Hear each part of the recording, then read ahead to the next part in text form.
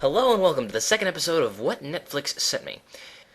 In 1971, Stanley Kubrick co-wrote, produced, and directed a satirical science fiction adaptation of the 1962 novel written by Anthony Burgess. I forgot his name for a second there. That's the second time I've forgotten an author's name when something's been based on a book. Jeez, I'm 2 for 2. That novel, and this movie, is called A Clockwork Orange.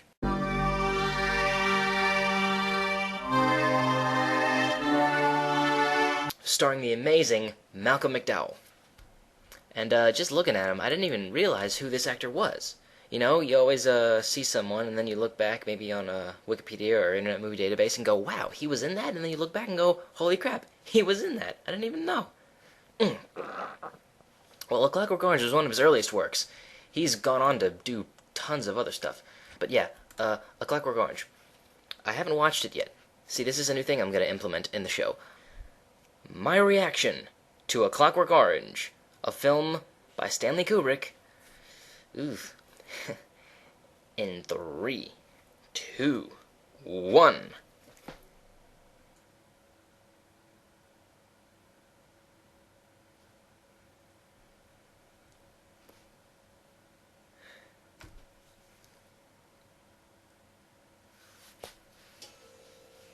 This is like the exact... not the exact...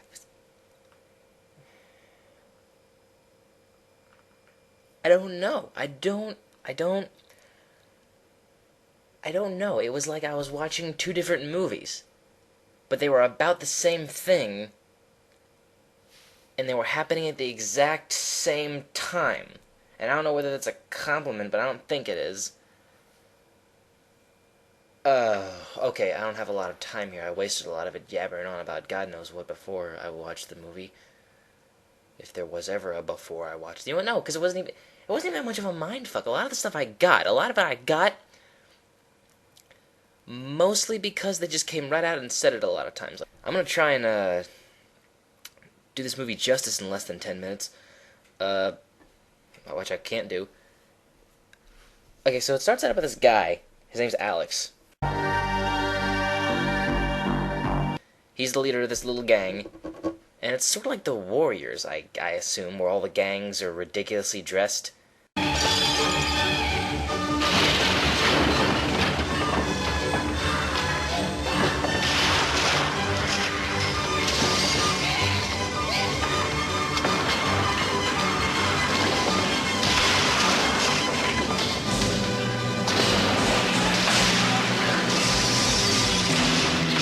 In the beginning of the film, the gang's walking around, and Alex and them see this old drunkard.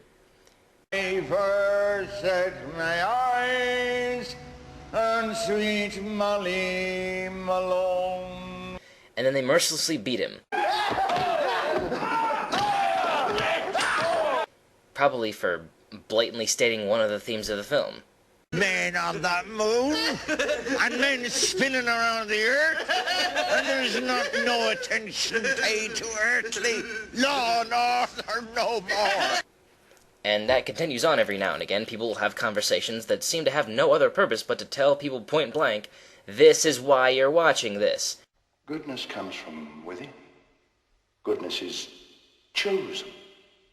When a man cannot choose, he ceases to be a man. The boy has no real choice, has he?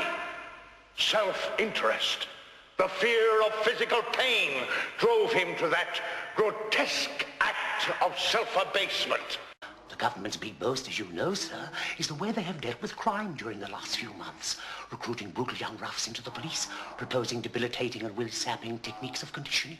Oh, we've seen it all before in other countries. The thin end of the wedge. Before we know where we are, we shall have the full apparatus of totalitarianism. And that's not the point. If you're just gonna tell people, why bother freaking them out with all the boobs and stuff? Now I know I've never seen this film on TV. Yeah, they can't show it on TV, because it would be either 15 minutes long, or really, really blurry.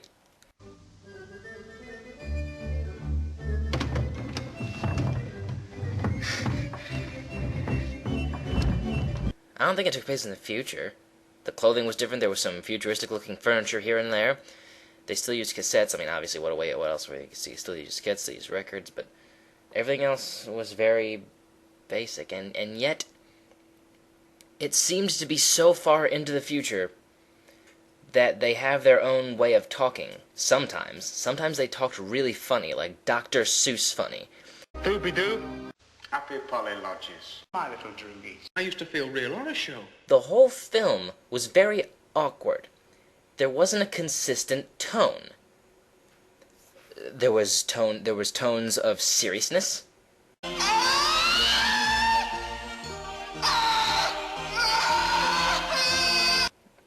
And then other times it's funny. It's funny. A couple times I laughed out loud. Come in. Don't you laugh, damn you! Don't you laugh! Ah! Okay, Jesus. I'm just trying to do a thing here. Oh, and then there's this cliche. Do you still feel suicidal? Well, put it this way. I feel very low in myself. I can't see much in the future. And I feel that any second something terrible is going to happen to me.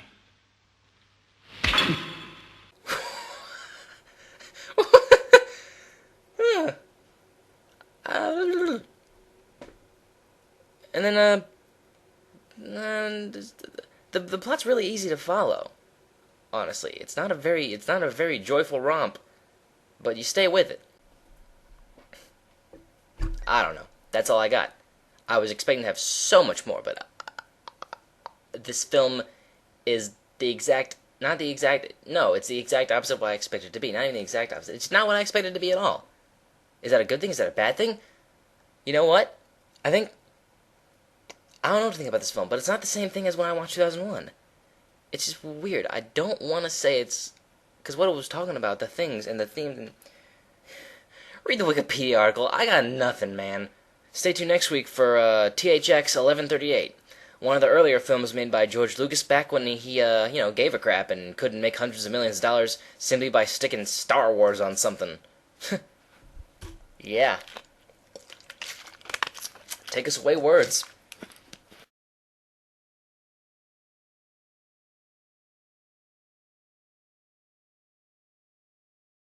I'm singing in the rain, just singing in the rain. What a glorious feeling, I'm happy again.